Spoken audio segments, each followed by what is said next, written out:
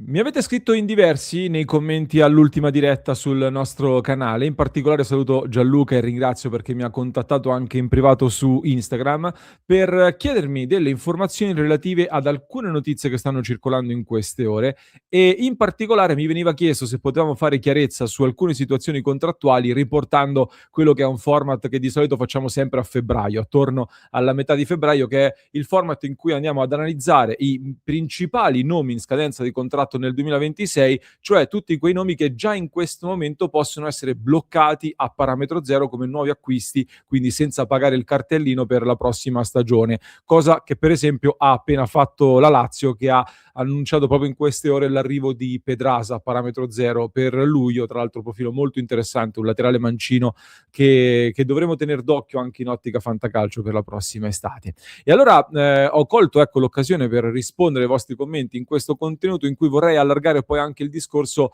agli incastri con i famosi piani di Octree, per cui ben ritrovati amiche e amici interisti in questo nuovo episodio di uno dei format tradizionali che vi portiamo ogni anno e vi invito a lasciare un mi piace, se non l'avete ancora fatto iscrizione al canale così non vi perdete neanche uno dei nostri contenuti e tra l'altro ve lo dico sottovoce, ma nel club di Passione Inter, poi con Romina e Simone stiamo preparando delle sorprese per ringraziarvi per i 100.000 iscritti che sono lì ad un passo. Non li abbiamo ancora raggiunti, però se vi iscrivete in questo momento, piano piano, anzi molto presto, ci arriveremo. Parliamo quindi dei profili in scadenza di contratto e tutte queste notizie che si intrecciano tra loro partono da un nome che è al centro di alcune notizie che si sono, in realtà una notizia di pochi giorni fa che poi è stata ulteriormente confermata in queste ore, mi riferisco a quella relativa a Leon Goretzka, centrocampista molto forte del Bayern Monaco che nelle ultime ore del mercato di gennaio poteva andare anche all'Arsenal, ci hanno provato diverse società, alla fine non se n'è fatto nulla, ha deciso di rimanere al Bayern ma solo fino al termine della stagione quando poi saluterà a parametro zero. Anche lui è in scadenza di contratto, un classe 95, compie 31 anni proprio oggi, tra l'altro, quindi gli facciamo gli auguri. Non è un profilo quindi giovanissimo. Diciamo che se hai l'obiettivo di ringiovanire la rosa, come spesso si è parlato, il primo profilo a cui pensi magari non è proprio Goretzka, ma è un giocatore che per caratteristiche e spessore internazionale è secondo me uno dei profili sicuramente più interessanti, ecco, tra i giocatori che vedremo tra poco che sono in scadenza di contratto al termine della stagione. È uno che cambia il volto del centrocampo di una squadra, anche di una squadra molto importante. E visto che il compagno di squadra Upamecano andrà a rinnovare il contratto, penso anche che Goretzka sarà forse il parametro zero più corteggiato della prossima estate. La curiosità è che ha anche gli stessi agenti che lavorano con Ademola Lookman, per esempio, quindi agenti con cui l'Inter ha avuto dei rapporti che poi non si sono convertiti in un'operazione conclusa la scorsa estate quando è stata l'Atalanta ad imporsi, altrimenti l'Inter aveva trovato terreno fertile ecco, con l'agenzia del giocatore, quindi occhio eventualmente a questo fattore, anche se in questo momento non è una pista semplice da immaginare secondo me per l'Inter, che parliamo del nostro centrocampo. L'Inter con ogni probabilità saluterà Eric Mkhitaryan. Al momento ci siamo informati, abbiamo chiesto informazioni, non ci sono notizie su rinnovi o incontri in programma per discutere del futuro, quindi verosimilmente si va verso la naturale scadenza del contratto. Immagino poi che salvo clamorosi colpi di scena, alla fine saluterà anche Davide Frattesi, Frattesi che tra l'altro ha di nuovo parlato la gente in queste ore, ha confermato gli interessamenti di Nottingham e Lazio, ipotesi a cui aveva aperto. Questo secondo me è un segnale comunque interessante perché contrariamente a quanto era avvenuto fino o almeno nelle prime voci di mercato degli anni passati con Frattesi potenzialmente in uscita, ecco a quel tempo si parlava sempre o Inter o club di quel livello lì se non superiore. Il fatto che abbiano un po' aperto anche a Nottingham e Lazio significa che è più aperto anche ad altre ipotesi, eventualmente Frattesi, quindi dopo aver vissuto ogni singolo anno potenzialmente sul mercato, immagino che la prossima estate possa essere quella dell'addio, quindi due centrocampisti verosimilmente in uscita, Diouf che sarà da completare come valutazione e soprattutto c'è poi la questione Çalhanoğlu da tener d'occhio. Già la prossima settimana, intanto dopo il Sassuolo,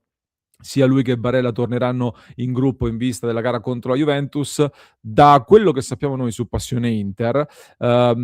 entro la fine di febbraio è previsto un incontro tra l'Inter e gli agenti del giocatore per discutere quello che sarà il futuro di Çalhanoğlu all'Inter, cioè va via in estate, resta fino alla scadenza del contratto nel 2027 oppure addirittura rinnova, perché anche il rinnovo non è uno scenario da escludere, ma se ne parlerà in questo incontro che avverrà entro fine febbraio, nel giro di 10-15 giorni al massimo, immagino. Per cui 2 una situazione da tener d'occhio, e in entrata a quel punto sembra quasi scontato andarsi a riprendere Aleksandar Stankovic dal Club che l'Inter può riacquistare per 23 milioni di euro circa, lo può riprendere immediatamente in questa stagione e mi sorprenderebbe molto non farlo, soprattutto con Chivu in panchina. Può veramente essere il prossimo Pio Esposito della prossima stagione, ma ancora più pronto di Pio Esposito, avendo giocato anche in Champions League, anzi avendo fatto benissimo anche in Champions League, penso che l'avrete visto. L'altra casella quindi da riempire, se vogliamo riempire gli slot che restano vuoti, occhio, anzi perché a proposito di slot, ecco, Stankovic ti andrebbe anche a fare quella componente di vivaio Inter che è estremamente utile per le liste, appunto. L'altra casella si libererebbe a quel punto per un alto profilo e in questo senso attenzione a Lorenzo Pellegrini della Roma. Ho sentito che ne ha parlato anche il giornalista Orazio Accomando, che addirittura si è sbilanciato come dicendo che a sensazione Pellegrini all'Inter potrebbe essere il primo colpo dell'Inter della prossima estate, ha detto in queste ore. In effetti confermo che l'idea Pellegrini per l'Inter al posto di Mkhitaryan gira già da un po' di tempo, anche in quell'ottica di un Inter che dovrebbe, secondo me ci sono degli indizi di un Inter che va verso il 3-4-2-1 come modulo di riferimento, aggiungere qualità lì sulla tre quarti, ecco, Pellegrini, nazionale italiano e tutto il resto, è un movimento che dietro le quinte va avanti già da diverso tempo, anche se confrontandomi un po' a Roma con ambienti romani attorno alla Roma, eccetera, Pellegrini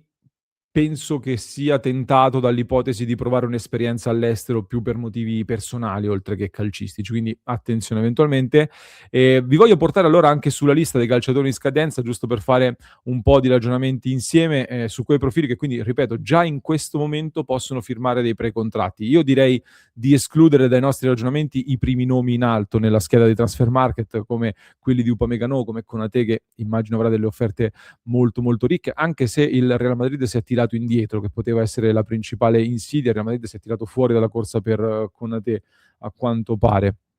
Occhio a Dusan Vlahovic, su Dusan Vlahovic ci sono state di nuovo tante voci, ma la vedo difficile, poi ci torneremo. Bernardo Silva per molti è quel profilo di spessore internazionale che magari Octree potrebbe provare a portare all'Inter come grande colpo per dare una vetrina, ecco, magari, ma non mi sbilancerei al momento su Bernardo Silva in assenza di notizie concrete. Attenzione a Weston McKennie della Juventus, so che è un profilo che vi farà storcere il naso, ma è un giocatore che fa tantissimi ruoli, li fa con qualità, sta trovando anche il gol quest'anno, comunque qualche gol lo trova sempre. Ieri ne ha parlato sul canale di Fabrizio Romano Matteo Moretto, giornalisti comunque penso li conoscerete, che sono molto noti, ecco, a livello internazionale sul mercato. E Matteo Moretto ha detto che l'Inter ha sondato il terreno per McKennie, che è in scadenza di contratto. Sta facendo bene alla Juventus, Spalletti lo vorrebbe confermare, ma non c'è l'accordo sull'ingaggio. La Juventus non vorrebbe salire dalle cifre che percepisce attualmente il 27enne statunitense, attorno ai 2 milioni e mezzo, sotto i 3 milioni di euro. McKennie vorrebbe salire sopra i 3 milioni e sopra i 3 milioni è comunque una cifra che rientra nei parametri che l'Inter vuole tenere, ecco, a livello di ingaggio. Quindi attenzione, perché se si incrinano i rapporti in questo senso l'Inter può provare ad inserirsi a queste cifre, anche se c'è un'offerta dagli Stati Uniti che potrebbe tentare McKennie verso il ritorno a casa. Senesi era un altro nome che l'Inter seguiva prima che andasse al Bournemouth. Ha il passaporto italiano, quindi potrebbe essere molto utile. Lui è un difensore mancino, quindi lì l'Inter ha un buco da tener d'occhio in quella casella, però si è mossa la Juventus qui su Senesi, quindi attenzione a questa concorrenza. Brandt li vedo difficili, questi alti profili. John Stones e Manchester City, ecco, magari un altro colpo del Manchester City non sarebbe male, visto come è andata con Akanji, ma Stones lo vedo difficile. Minguesa penso che sarà un altro giocatore su cui ci sarà un po' di asta internazionale, laterale destro, che potrebbe far molto comodo all'Inter, anche se l'Inter sta ragionando su dei profili, come abbiamo detto spesso, più offensivi come caratteristiche. Gli altri nomi: Danilo Döki è stato accostato all'Inter più volte negli ultimi anni, così come Jackie Selic, il laterale destro della Roma, che potrebbe essere un pochino il nuovo Darmian per certi versi su quella fascia, facendo più ruoli. È stato accostato anche lui all'Inter, qualche discorso in realtà c'è stato, e quindi è un profilo da tener d'occhio, soprattutto se dovesse partire Jan Bissek magari, perché su Bissek, ragazzi, in Germania oggi hanno rilanciato di nuovo il Bayern Monaco molto interessato al nostro difensore, e occhio perché l'Inter, come ho detto sempre, qualche plusvalenza la prossima estate dovrà farla, e Bissek è uno di quelli che ti possono portare la plusvalenza più grossa tra quelli attualmente in rosa. Quindi occhio a Selic a 0. C'è, nel caso di partenza di Bissek, l'altro nome che l'Inter sta valutando attentamente è anche quello di Mario Chila, che non credo rinnoverà con la Lazio, scade nel 2027, ha un agente che è l'agente di Lautaro Martinez, quindi i rapporti con l'Inter sono molto molto frequenti e positivi. Ci sono poi, stavo vedendo nella lista, anche Frank Kessie dopo il ritorno dall'Arabia Saudita. Come caratteristica l'Inter un Kessie manca, però come torna dall'Arabia Saudita è sempre un'incognita. Tomiyasu che ha avuto un infortunio, Brozovic, tanti so che lo rivorrebbero, ma non credo che sia percorribile. Schlager è un altro nome che sta seguendo più la Juventus, centrocampista che anche qui come caratteristiche l'Inter non ha, ma secondo me sta andando su profili differenti. Lewandowski, penso che Lewandowski lo riprenderemmo tutti, anche se non è un'esigenza forse primaria in questo momento per l'attacco dell'Inter, ma sarebbe bellissimo vederlo. Stavo vedendo poi che nella lista tra i vari nomi c'è intanto Casemiro, che pure potrebbe lasciare il Manchester United da zero, che è molto in là con gli anni, ma io penso che in Serie A potrebbe ancora insegnare calcio tranquillamente, anche se non è più il Casemiro del Real Madrid, ma con Amorim è stato forse uno dei pochi allo United che si è rilanciato. Un altro nome da tenere d'occhio secondo me potrebbe essere quello di Aaron Martin del Genoa. Non so se stanno trattando il rinnovo, a che punto sono, però l'ho visto adesso nella lista. Aaron Martin è, stavo pensando, è forse uno dei migliori piedi mancini della Serie A a livello di cross e di qualità, e l'Inter lì a sinistra ha un buco alle spalle di Bastoni che porta avanti da anni, che adesso sta tappando con Carlos Augusto che si sdoppia. Magari se c'è un'opportunità a zero come Aaron Martin potrebbe essere un'occasione da tener d'occhio. Anche lui non è un giovanissimo, comunque 27 anni, ne andrà a compiere 28, così come gli altri profili. Non ci sono tanti profili giovani chiaramente tra i parametri zero, quindi qualcuno dice come si incastra questo con i piani di Octrigo, l'idea di ringiovanire. Intanto se saluti i vari Sommer, Darmian, Mkhitaryan, Acerbi e eventualmente De Vrij, vedremo De Vrij perché bisognerà ridiscuterne, quelli che vai a prendere da 27-28 anni comunque è un ringiovanimento. Lo scoglio principale secondo me non è tanto l'età di questi profili quanto il discorso delle commissioni e degli ingaggi. Più delle commissioni, l'Inter non vuole pagare grandi commissioni agli agenti, l'Inter dovrà abbassare sì il monte ingaggi, per questo c'è stato anche un po' un cambio di rotta sul fronte operazione a parametro zero. Al tempo stesso la prossima estate io ricordo che l'Inter dovrà prendere verosimilmente almeno un nuovo portiere, almeno un difensore, oltre al riscatto di Akanji che dovrai pagare. Il ritorno di Aleksandar Stankovic al centrocampo comunque andrebbe pagato. Poi, se parte Frattesi, serve un altro centrocampista e immaginiamo almeno un nuovo esterno. Questo al netto di potenziali altre uscite in altri reparti. Quindi l'Inter deve fare tante operazioni la prossima estate e qualche affare a parametro zero secondo me andrà fatto. Chiaramente seguendo un po' l'esempio, come dicevo, anche di quello che è stato Akanji la scorsa estate, che comunque aveva 31 anni, quindi non è arrivato un giovanissimo anche in quel caso, per cui, ripeto, il fattore non è tanto l'età, il fattore è più che altro l'ingaggio, come detto, dove Akanji arriva con lo status internazionale importante, arriva dal ricchissimo Manchester City e comunque ha accettato un ingaggio che con i vari bonus supera di poco i 4 milioni di euro, che è un ingaggio decisamente alla portata dell'Inter per un giocatore così importante. Per questo, ripeto, direi di escludere i vari profili come Vlahovic, come Konate o come Rudiger, per dire, mentre altri profili di completamento potrebbero essere pescati lì nel cestone dei parametri zero. Fatemi sapere che ne pensate, quindi vi aspetto qui sotto nei commenti su questi nomi, quali sono i più interessanti.